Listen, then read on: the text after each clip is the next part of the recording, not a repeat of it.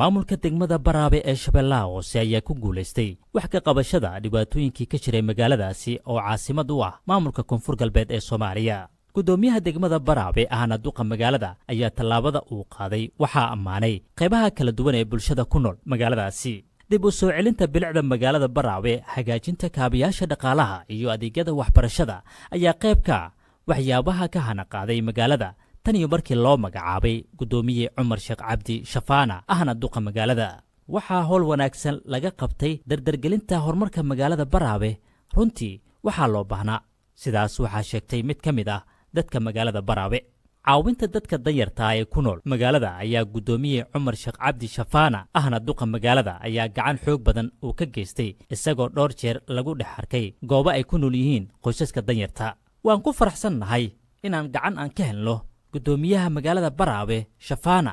hadalkan waxaa saxaafadda u sheegtay habeenay ka mid ah kuwa gacanta uu siiyey gudoomiyaha degmada Baraawe ahna duqa magaalada ayaa sidoo kale xaqiijiyey wax ka qabashada ammaanka magaalada iyo deegaanada ku dhow halkaas oo la dhigay ciidamo ka qayb qaata sugidda ammaanka. guud ahaan isbedelo xoog badan oo la taaban karo ayaa ka muuqda magaalada Baraawe oo caasimadda u ah maamulka Koonfur Galbeed ee Soomaaliya tan iyo markii magaalada uu gudoomiye ka noqday Cumar Sheekh Cabdi Shafaana ahna duqa magaalada.